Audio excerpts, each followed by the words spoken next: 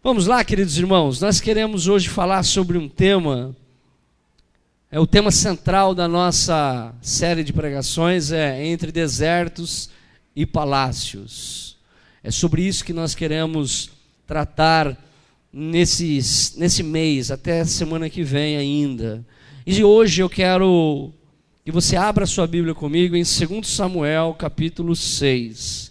Nós queremos falar sobre o título que nós vamos tratar nesse capítulo, Crescendo em Intimidade e Resistindo à Familiaridade.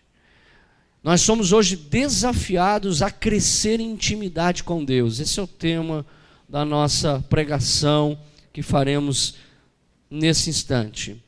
Muito bom, graças a Deus que todos estão presentes. Alguns escolheram estar de manhã no nosso culto e alguns à noite. Mas você que está conosco aqui pela primeira vez, nós somos todos de casa, mas se há alguém pela primeira vez conosco, que você seja abençoado pelo Senhor, se sinta em casa e desafiado pelo Senhor a ouvir a sua voz e falar: Deus, eis-me aqui. Deus abençoe a sua presença no nosso meio. Muito bem, eu quero com você, antes de ler o texto, eu sempre faço isso depois, né? Diferente de alguns, começam lendo, não é nenhuma dificuldade, mas eu queria falar com você sobre esse tema, crescendo em intimidade. Nós estamos falando de Davi. Davi é um personagem, como eu disse semana passada, que as escrituras gastam muita literatura para falar acerca dele. É um homem de guerra, é um grande rei. Israel ainda lembra de Davi, ainda nos dias de hoje. Davi foi um rei que fez Israel viver uma grande história, principalmente com Deus. Nós estamos partindo aqui de uma primícia de que Deus está se movendo na história, de que Deus está se movendo constantemente com o seu amor e com a sua graça em nós.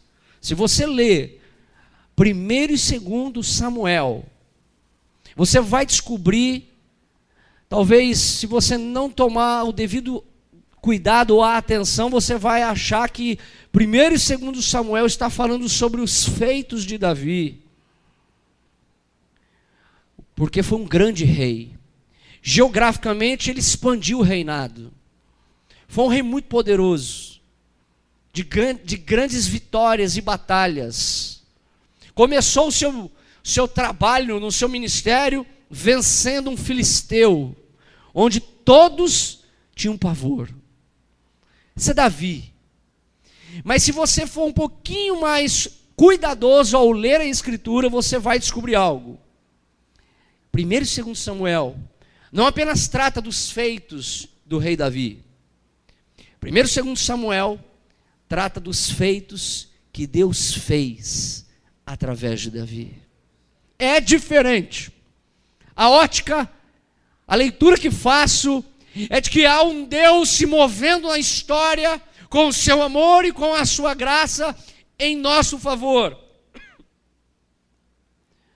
E nós queremos que você tenha consciência de que ainda hoje Deus está agindo em nós. Deus está agindo na sua família. Deus está agindo na sua história. Deus está agindo na sua casa. Ele certamente está trabalhando na sua vida, em nossas vidas. Esse é o Deus em quem um dia cremos por meio do nosso Cristo, o nosso Salvador. Talvez você não esteja vivendo um tempo de deserto, mas esteja vivendo um tempo de palácio. As coisas estão bem na sua casa, no seu trabalho, na sua vida.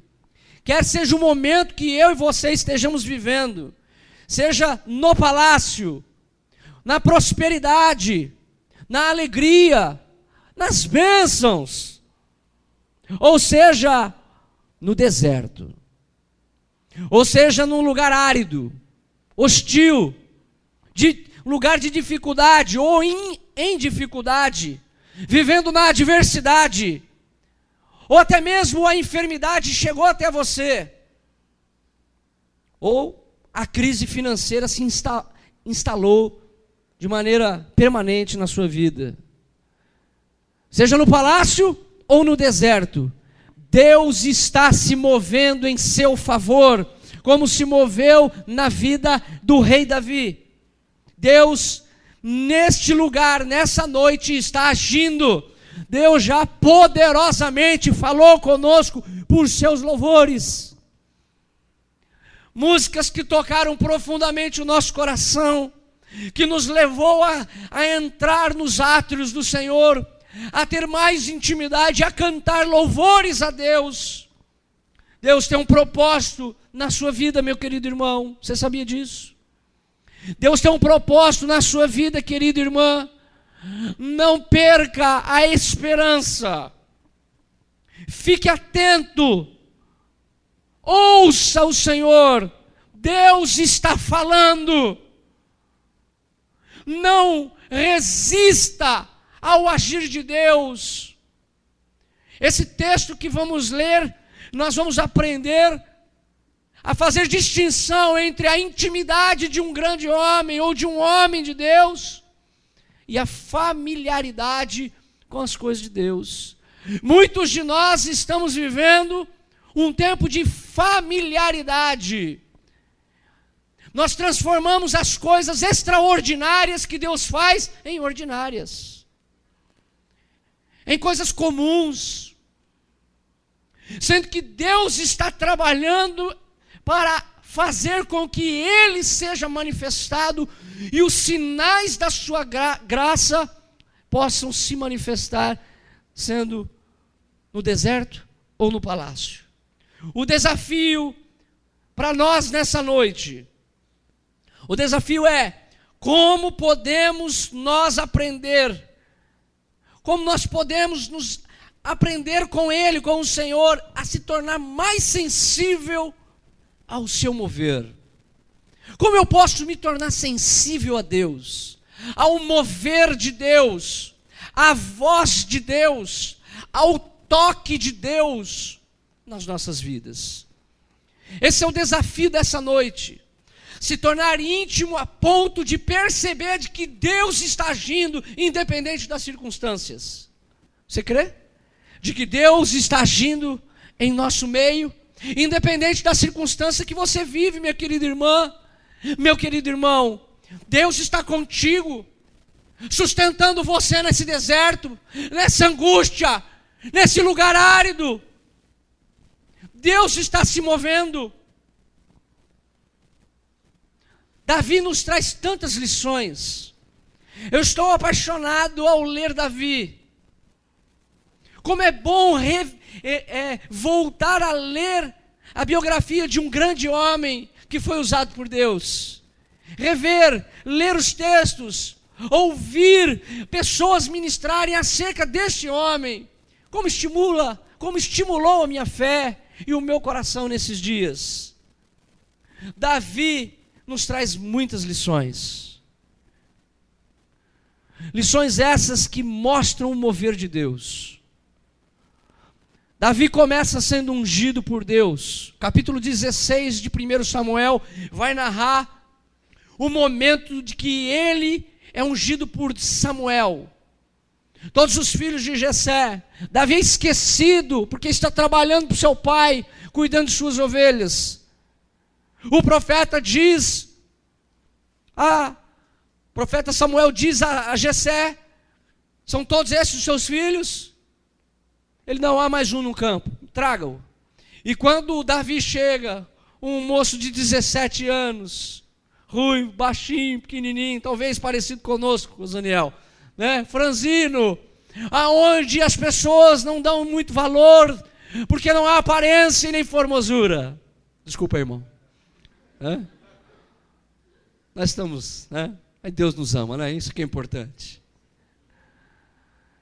E Deus diz: unge ele, porque é esse o homem que se tornará rei em Israel.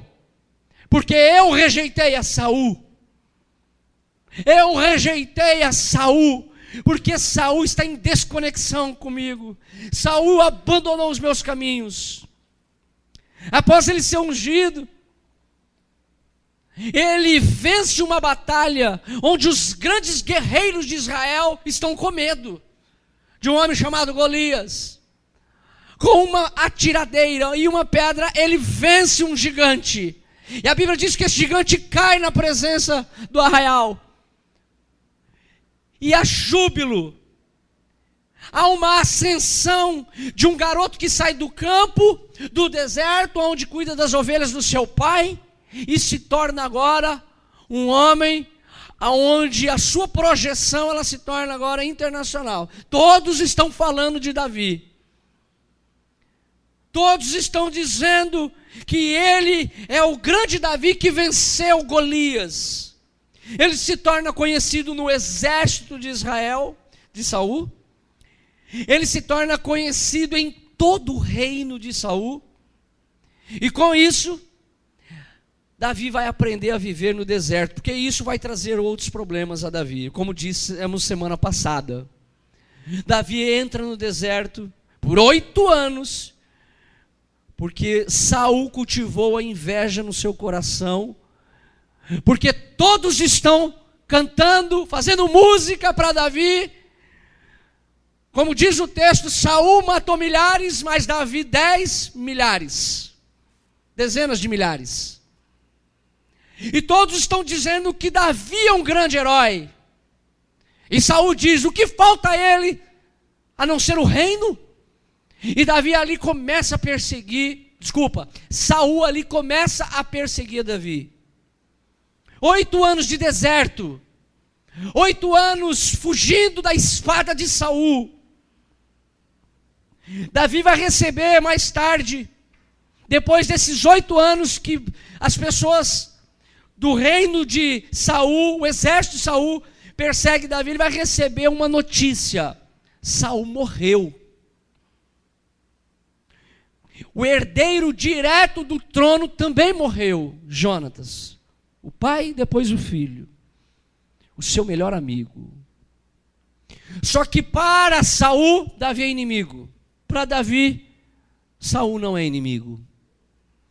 E aqui ele recebe uma informação: morreu o rei de Israel, morreu o herdeiro do trono, Jonatas. 1 Samuel capítulo 1, versículo 12, olha lá comigo.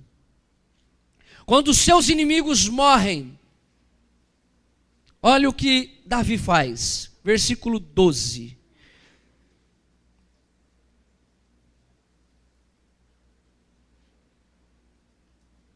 Davi chora copiosamente. Quando ele recebe a notícia de que Saul havia morrido, Davi chora copiosamente. Versículo 12 do capítulo 1 de 2 Samuel.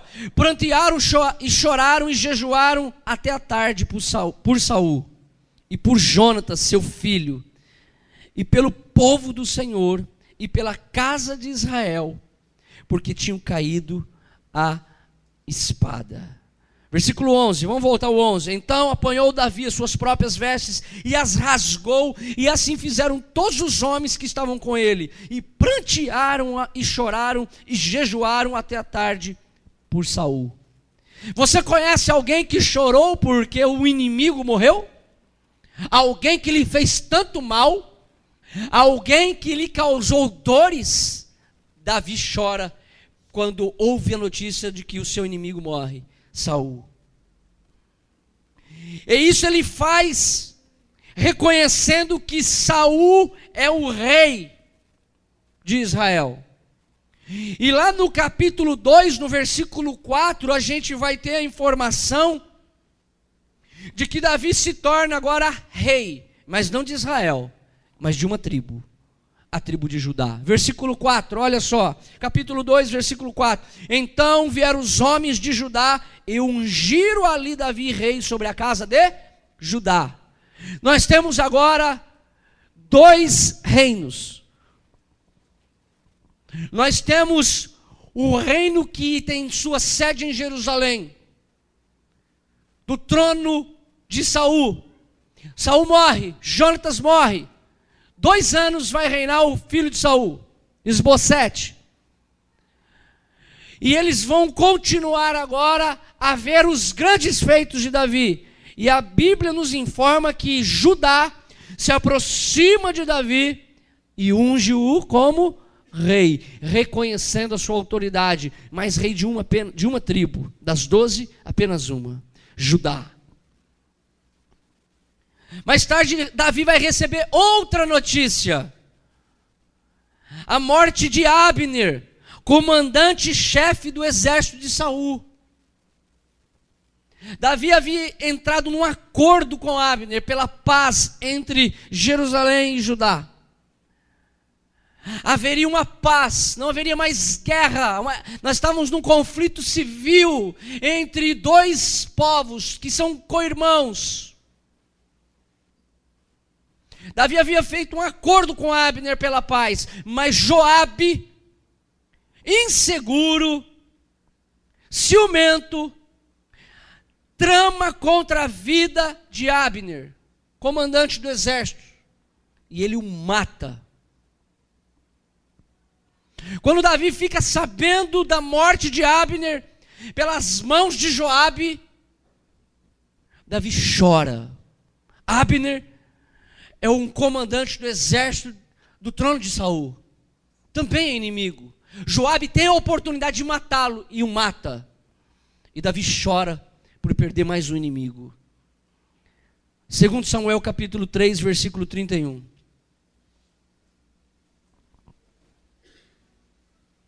Disse, pois, Davi a Joabe e a todo o povo que com ele estava: rasgai as vossas vestes, cingi-vos de panos de saco e ide pranteando diante de Abner. O rei Davi ia seguindo o fetério. Sepultaram Abner em Hebrom. O rei levantou a voz e chorou junto da sepultura de Abner. Chorou também todo o povo. Davi chora pelos seus inimigos. Que rei é esse? Que se quebranta, que chora por aqueles que perseguiram ele em vida.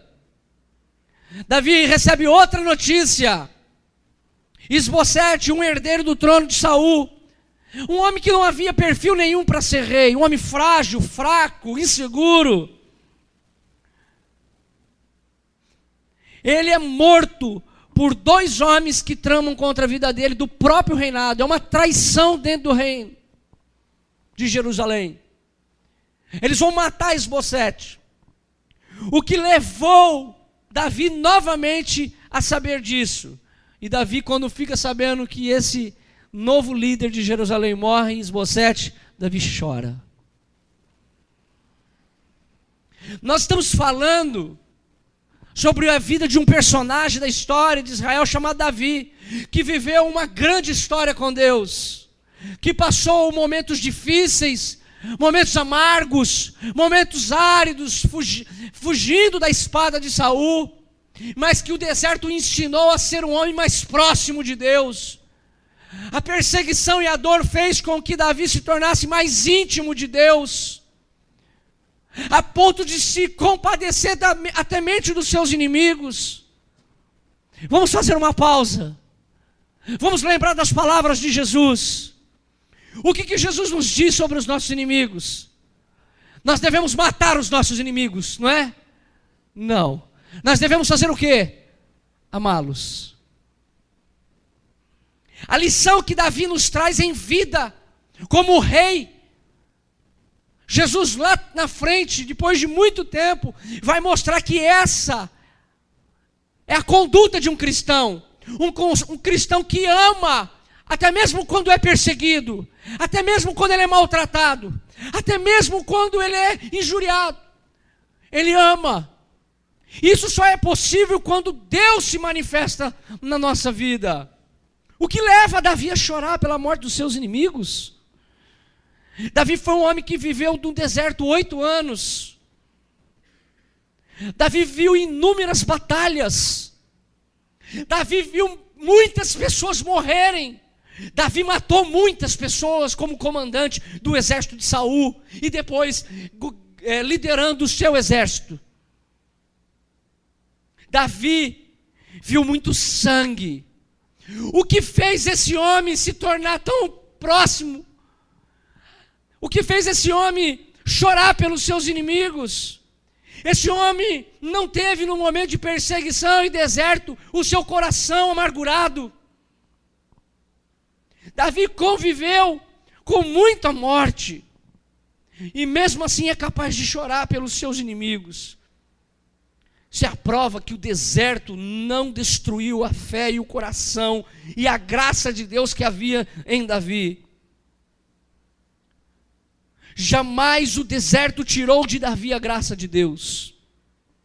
Jamais o deserto tirou do coração de Davi o amor a Deus. Querido irmão, se você está passando momentos difíceis, não permita que o seu coração se torne amargurado. Não permita que o seu coração tenha tanto ódio, porque esse ódio vai consumir a sua vida, como consumiu a vida do rei Saul. Muitas pessoas passam por longas datas, por longos desertos, e tendem a se tornar pessoas amargas. Você conhece pessoas onde a sua própria vida, onde as lutas, as dificuldades, os abandonos, fez com que essas pessoas se tornassem amargas? Com Davi não foi assim. Davi se tornou mais próximo de Deus. A primeira coisa que Davi vai fazer como rei de todo Israel, o primeiro ato político que Davi vai fazer, primeiro, avançar a Jerusalém, guerrear contra os jebuseus que estão em Jerusalém. E a segunda coisa que Davi faz é trazer um símbolo da graça e do poder de Deus, que já há 30 anos não estava mais em Jerusalém. Os filisteus, numa guerra contra Israel, tomaram a Arca da Aliança. E por 30 anos atrás, a Arca da Aliança não estava mais em Israel, não estava mais em Jerusalém. 7 meses essa arca vai ficar entre os filisteus. E a Bíblia diz que essa arca, que é a arca da presença de Deus, aonde a manifestação de Deus vem entre o povo, a Bíblia nos informa que os filisteus vão passar por muitos problemas por causa da presença de Deus e da arca de Deus entre os filisteus. E eles vão pegar essa arca, vão colocar a arca num carroção, ou num carro novo, como diz o texto, e vão mandar para Obed-edom, na casa de Abinadab, e ali essa arca vai ficar na casa desse levita, desse sacerdote, esse homem que vai cuidar da arca. Davi assume o trono, ele é rei não só de Judá, mas de todo Israel agora. Ele é o legítimo rei ungido por Deus, ele é o legítimo rei que foi Deus que deu a nação. E agora ele vai avançar, vai vencer a batalha contra os jebuseus e vai buscar a Arca da Aliança. A arca tem o símbolo do poder e da graça de Deus. A presença de Deus, Davi diz, esse reino precisa de Deus. Nós precisamos da Arca da Aliança, que representa esse símbolo da aliança de Deus com o seu povo. E o capítulo 6 narra essa história. E no capítulo 6, que eu quero ler com você agora, nós vamos observar, de maneira atenta, o que nós precisamos fazer para se tornarmos mais íntimos de Deus. Vamos ler capítulo 6? Diz assim, versículo 1. Tornou Davi a juntar todos os escolhidos de Israel, em número de 30.000. Dispôs-se, e com todo o povo que tinha consigo, partiu para Baala de Judá, para levarem lá para cima a arca de Deus, sobre a qual se invocava o nome do Senhor dos Exércitos, que se assenta acima dos querubins. Puseram a arca de Deus num carro novo, e a levaram para a casa de Abinadab, que estava no outeiro, e Uzá e Aio, filhos de Abinadab, guiavam o carro novo. Levaram-no com a arca de Deus da casa de Abinadab, que estava no outeiro, e Aio ia diante da arca. Davi e toda a casa de Israel alegraram-se perante o Senhor com toda a sorte de instrumentos de pau de faia, harpas, saltérios e tamboris, com pandeiros e com símbolos. Versículo 6. Quando chegaram à eira de Nacon, estendeu Uzá, presta atenção, estendeu Uzá a mão à arca de Deus, e a segurou, porque os bois tropeçaram. Então a ira do Senhor se acendeu contra Uzá, e Deus o feriu ali por esta irreverência, e morreu ali junto à arca de Deus. Desgostou-se Davi, porque o Senhor irrompera contra Uzá, e chamou aquele lugar de Pérez Uzá, até o dia de hoje. Temeu Davi o Senhor naqueles dias, e disse: como virá a mim a arca do Senhor, como virá a mim a arca do Senhor? Não quis Davi retirar para junto de si a arca do Senhor para a cidade de Davi, mas fez levar a casa de Obed-edom o geteu. Ficou a arca do Senhor em casa de Obed-edom o geteu 3 meses, e o Senhor o abençoou e a toda a sua casa. Então avisaram a Davi, dizendo: o Senhor abençoou a casa de Obed-edom, e tudo quanto tem por amor à arca de Deus. Foi, pois, Davi, com alegria, fez subir a arca de Deus à casa de Obed-edom, à cidade de Davi. Sucedeu que quando os que levavam a arca do Senhor tinham dado 6 passos, sacrificaram a ele bois e carneiros cevados.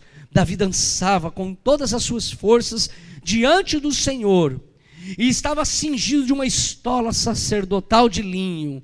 Assim Davi, com todo Israel, fez subir a arca do Senhor com júbilo e ao som de trombetas. Ao entrar a arca do Senhor na cidade de Davi, Mical, filha de Saul, estava olhando pela janela, e vendo ao rei Davi, que ia saltando e dançando diante do Senhor, o desprezou no seu coração.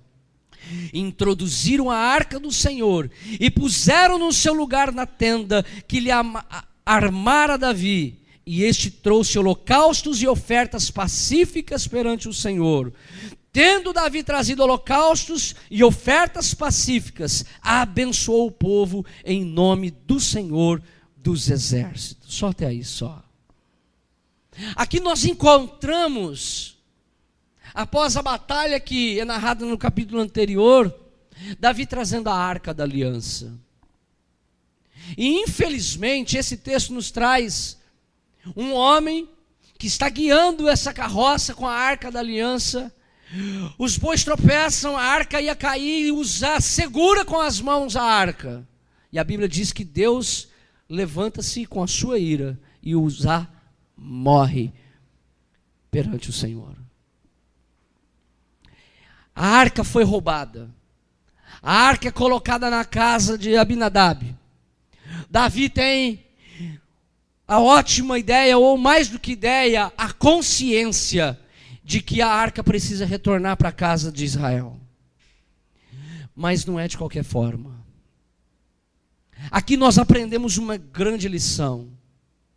Muitas vezes nós não conseguimos mais fazer distinção entre familiaridade e intimidade. A familiaridade de uma comunidade ou de um crente em constante contato com as coisas de Deus, ou com algo, ou com alguém, faz se tornar aquilo que deveria ser extraordinário em algo comum. O culto que nós celebramos aos domingos, que deveria ser algo extraordinário a Deus, se torna familiar. Eu já ouvi esse louvor, pastor. Eu já ouvi essa palavra sobre Davi. Eu já li esse texto. Aquilo que deveria ser algo que gera expectativa no coração se torna comum, familiar, sem importância. Torna-se comum, perde-se a expectativa. Muitas vezes nós chegamos à casa de Deus, onde a arca de Deus está, onde a presença de Deus vai se manifestar, onde os sinais do seu amor se manifestará entre os louvores, entre a oração, entre tudo que é feito ao Senhor. A gente perde a expectativa, porque se tornou familiar. Eu não vou mais nesse culto de jovens, pastor, sabe por quê? Porque sempre todas as vezes são iguais. Pastor, eu não vou mais no culto de oração porque eu já sei o que vai acontecer lá. Nós vamos perdendo a noção ou a expectativa do sagrado, do amor, da presença de Deus. Você se lembra quando você pôs os seus pés pela primeira vez a essa igreja? Você se lembra quando pela primeira vez você ouviu aquele louvor que tocou profundamente o seu coração? Você se recorda daquela palavra que profundamente mudou o seu coração, tocou-lhe profundamente? A familiaridade com as coisas de Deus fazem com que aquilo que deveria ser sobrenatural se torne natural na minha e na sua vida. Nós perdemos toda a expectativa. Esse texto nos vai trazer uma distinção entre familiaridade e intimidade. A pergunta que eu devo hoje fazer a você é: você está mais íntimo de Deus ou mais familiar? Ou você observa o culto, participa daquilo que é sagrado como algo religioso? Deus deseja que eu e você se torne íntimo e não comum. Mas aqueles que estão atentos, aqueles que estão com a sua expectativa, aqueles que precisam de Deus, tenha consciência da reverência, tenha consciência que esse culto, esse lugar é algo precioso. É algo que deve gerar no meu coração e despertar em mim o desejo intenso de me aproximar da presença de Deus. Davi, como rei, ele diz: a presença de Deus tem que retornar a Israel. Vamos buscar a arca. Você sabe como é que Davi faz? Afinal, já há algum tempo, a arca está na casa de Abinadab, o sacerdote. Já está em território israelita, não está mais com os filisteus.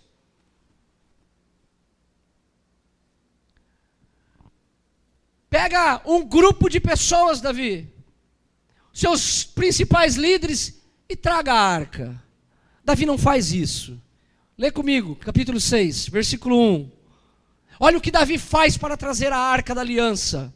Olha o que ele promove em Israel. Tornou Davi a juntar todos os escolhidos de Israel, todos os exércitos, 30 mil homens. Davi gasta muito recurso, muito dinheiro. Davi reúne os melhores homens, 30 mil, os eleitos das tribos, e diz: nós vamos com a tropa de Israel e nós vamos ir buscar a arca de Deus. Você sabe o que nós aprendemos com Davi aqui? Que tudo que fazemos, fazemos o melhor. Fazemos para o Senhor. Davi, ele poderia pegar um grupo de pessoas para buscar a arca, mas não.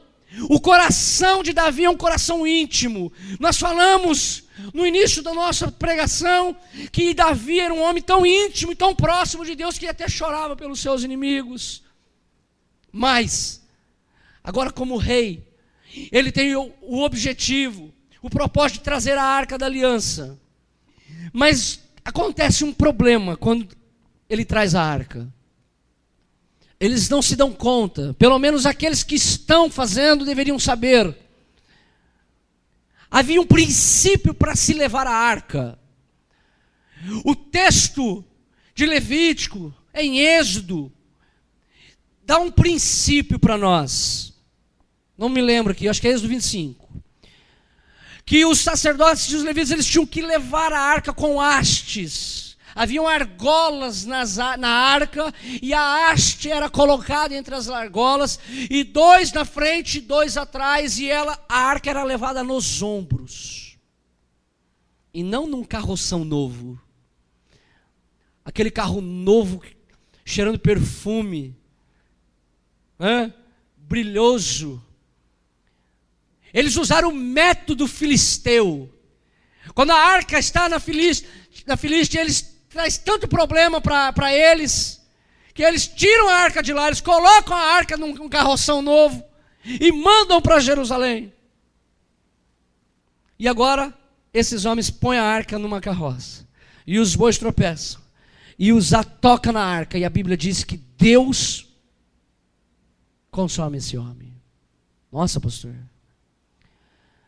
há algo que nós temos que aprender essa noite. Há princípios que temos abandonados porque nós se tornamos familiares. Nós olhamos o extraordinário, o sobrenatural como algo comum. Perdemos a consciência da reverência, de que Deus está aqui e Ele merece o melhor.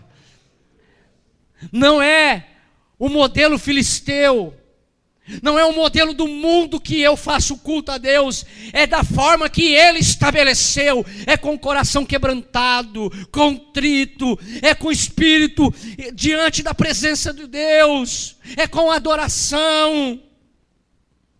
É assim que o povo de Deus celebra. E infelizmente nós temos o perigo de gradativamente se afastar de Deus. Nós vivemos esse perigo de perder o anseio, a expectativa pelo culto a Deus. Nós escolhemos os dias que vamos à igreja como se fosse opcional.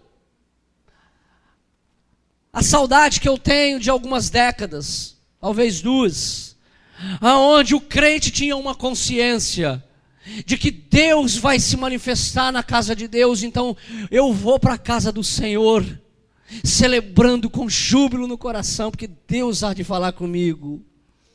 O nosso coração está se distanciando, porque nós estamos perdendo a consciência de que Deus está entre nós. Nós começamos a lidar com tudo isso como algo ordinário, comum, sem expectativa de que a minha intimidade, a minha vida com Deus, ela vai se tornar mais e mais perto.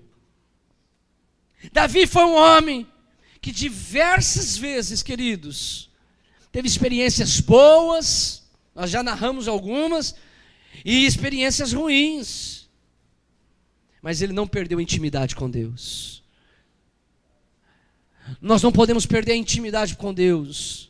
Os momentos de oração, os momentos de devoção a Deus, aonde nós prostramos o nosso coração no lugar secreto, aonde nós oramos com fé por aquela pessoa que precisa ser salva, liberta, curada. O mover de Deus ainda se faz presente. O problema é que nós transformamos o culto em algo familiar ao nosso coração, e não algo onde Deus está se manifestando, onde Deus está falando. Estamos perdendo a nossa intimidade com Deus. Davi nos ensina nesse texto 2 coisas: que ele não perdeu a consciência de quem Deus é, e segundo, ele não perdeu a reverência para com o Senhor. Ele pegou toda a tropa, ele fez uma festa. O versículo 4, olha só: levaram-no com a arca de Deus na casa de Abinadab, que estava no outeiro de Aio diante da arca. Davi e toda a casa de Israel alegrava-se perante Deus, porque a arca está voltando a Israel. A presença de Deus retorna à casa de Deus, e ele se alegra.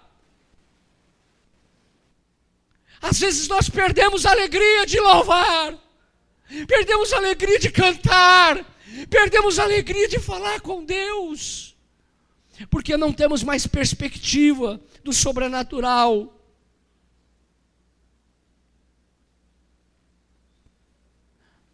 A arca de Deus simboliza a presença de Deus em Israel,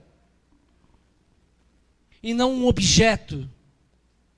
A arca da aliança, construída pelas ordens de Deus, por Moisés, e há toda uma narrativa por trás sobre a história da manifestação de Deus até a entrega da lei, e nós já estamos num período de monarquia, onde o rei de Israel, ungido por Deus, estabelece, e agora está dizendo, nós temos que trazer essa arca, a presença de Deus. Davi tem a consciência de que a presença de Deus não pode se ausentar da casa de Deus.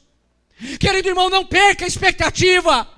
Deus quer marcar o seu coração, Deus quer transformar o seu ser, Deus quer tocar novamente em você, Deus quer curar você, Deus quer encher você com o Espírito Santo, Deus quer transformar o seu ser, Deus quer libertar você das armadilhas desse mundo. Não perca a consciência de quem Deus é, tenha consciência de que é o sagrado que está entre nós, e viva intensamente a intimidade com Ele. Davi tem consciência de Deus e faz o melhor cortejo para trazer a arca. Davi demonstra reverência com Deus. Davi tem reverência ao culto. Todos nós vamos se reunir agora para celebrar a Deus, porque lá nesse culto onde nós estamos, Deus salva pessoas, cura pessoas, liberta, restaura, ensina, dá discernimento de situações que são necessárias tomar decisões durante a semana. Deus nos guia pelo seu Espírito. Nós precisamos resistir à familiaridade, exercitar nosso coração, nossa mente, de resistir à familiaridade. A igreja, o sagrado, a presença de Deus, ela precisa se manifestar entre nós, em nosso coração. Em agosto nós vamos falar sobre essa presença, a presença do Espírito Santo, o fogo do Espírito Santo. Vamos gastar o mês de agosto falando da presença do Espírito Santo em nosso coração e nossa vida. Muitos cristãos, muitos irmãos e irmãs vivem há décadas na igreja, mas ao invés de se tornarem mais íntimos de Deus, se tornam familiarizados com as coisas de Deus. Esse é um grande perigo. E nós passamos isso sem perceber para os nossos filhos. Não temos a responsabilidade de ensinar para os nossos filhos que nós estamos num ambiente onde Deus, o Todo-Poderoso, há de falar conosco. Muitos de nós estamos longe do Senhor, perdemos a intimidade, porque tornamos o sagrado em algo familiar, em algo comum. Estamos perdendo a consciência de quem Deus é. Os príncipes dos filisteus tomam uma decisão: tirem essa arca daqui. Há muito problema, eles devolvem a arca. Eles colocam ela numa carroça, está lá em Êxodo 25, onde narra os planos de Deus, como que a arca deveria ser conduzida, como já havia dito em alguns momentos. Qual é o resultado de quando nós tornamos o sagrado em familiar? Qual o resultado da minha espiritualidade? É morte. Quando eu deixo de ter a minha expectativa com o sagrado, quando eu abandono a consciência de que Deus é, quando eu abandono a consciência de que Deus está agindo, quando eu perco a reverência, espiritualmente, eu morro. A gente se perde. Foi o que aconteceu com Uzá. Talvez com todo cuidado, mas eles deveriam saber das regras que Deus havia colocado em Êxodo por Moisés. A arca da aliança é um móvel que se monta e desmonta. E no deserto essa arca era colocada, e o arraial de todas as tribos estavam, a arca da aliança no meio, e as tribos em leste, oeste, sul e norte. Todas as tribos de Israel eram divididas dessa forma, e a arca estava no centro. E quando ela era desmontada, a Bíblia diz que havia os sacerdotes, levitas, havia todo um objetivo que Deus estava dizendo a eles: faça com reverência, porque é eu que guio vocês. Quando nós perdemos a reverência, nós pagamos um preço alto na nossa espiritualidade. Nós queremos fazer com que o nosso culto seja como o culto dos filisteus. Pode ser dessa forma, pastor, não tem problema. Toca o barco. Eu não me preparei, mas está tudo bem. Não, querido irmão, tem que dar o seu melhor. O seu melhor. Tem que ser feito não só o seu melhor, da forma certa. Da forma certa. Às vezes nós fazemos o nosso melhor, mas da forma errada. Há métodos, há processos. Quem trabalha em empresa sabe, há processos. Você pode dar o seu melhor, mas você quebra o processo e você traz prejuízo para a empresa. Deus estabeleceu algo que foi quebrado. O Sá morreu por isso. O resultado foi a morte. Versículo 7 do capítulo 6 vai nos informar sobre isso. A familiaridade traz morte no nosso culto, na nossa adoração, na nossa espiritualidade. Mas Davi tem uma segunda tentativa. E agora a gente vê Davi fazendo da forma certa. Davi fazendo da forma certa. Olha só o versículo 12. Então avisaram Davi dizendo: o Senhor abençoou a casa de Obed-edom e tudo quanto tem por amor à arca de Deus. Foi, pois, Davi, e com alegria fez subir a arca de Deus da casa de Obed-edom, a cidade de Davi. Sucedeu que quando os que levavam a arca do Senhor tinham dado 6 passos, sacrificava, olha só, sacrificava eles bois e carneiros cevados, e assim sucessivamente até chegar em Jerusalém. Davi dançava com todas as suas forças diante do Senhor. Ele estava cingido agora com uma estola sacerdotal, dançando, alegrando-se, porque a presença de Deus está retornando à casa de Israel, com júbilo e ao som de trombeta. Versículo 16: ao entrar a arca do Senhor na cidade de Davi, Mical, filha de Saul, sua mulher, está olhando pela janela, e ela não gostou do que ela viu. Olha só, versículo 16: ia saltando e dançando diante do Senhor, e Mical desprezou Davi no seu coração. Às vezes fazemos isso, por se tornar tão familiarizado com as coisas de Deus, a gente tem vergonha do que o outro vai pensar do que eu estou fazendo, do que o irmão vai dizer se eu chorar no culto. O que o querido irmão, ou aquele outro vai pensar se eu levantar a mão e começar a dizer: louvado seja o Senhor, Deus está aqui, e começar a ter uma manifestação emocional, porque Deus tocou a minha vida. O que o outro vai pensar? Não, eu não posso. Mical diz: bonito, hein, Davi, dançando desse jeito, pulando igual um palhaço. Ela despreza Davi no seu coração, porque ela torna aquilo que é extraordinário para Davi em algo comum. E a Bíblia diz, olha só, versículo 21, diz: porém a Davi a Mical: perante o Senhor que me escolheu a mim, antes que o teu pai e toda a tua casa, mandando-me que fosse chefe sobre o povo do Senhor, sobre Israel, perante o Senhor me tenho alegrado. Perante o Senhor me tenho alegrado. Ainda mais, olha só o que ele diz: ainda mais desprezível me farei.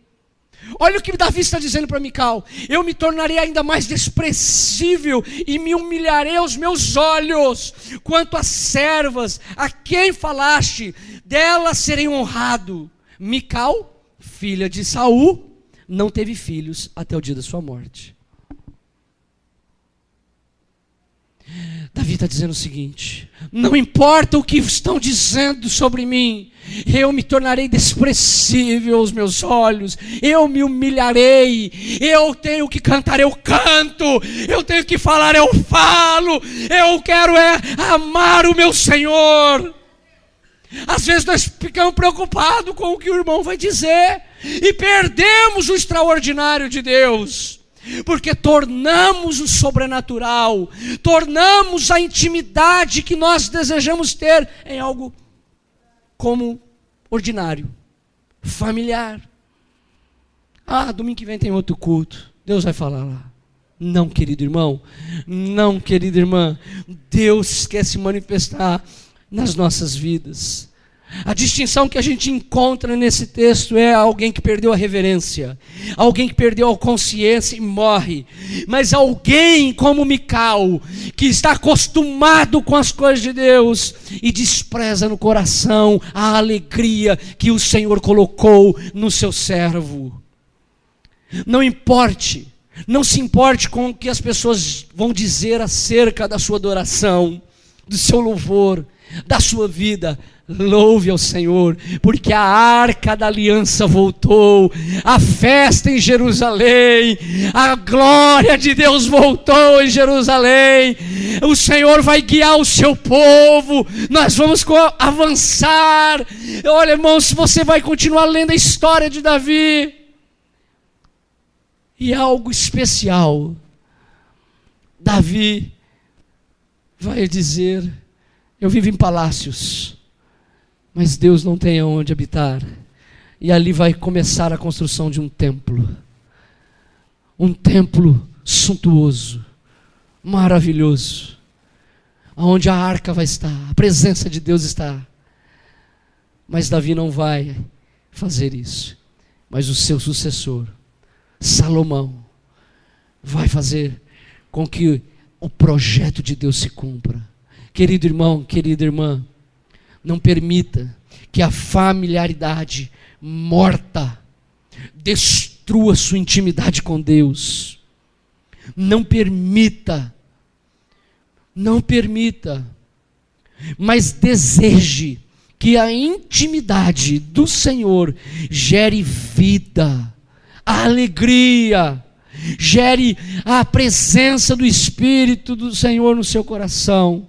Permita que a intimidade de Deus volte ao seu coração, como a arca da aliança voltou a Jerusalém. O símbolo da graça, o símbolo do poder, o símbolo da prosperidade, o símbolo da vitória está em Jerusalém.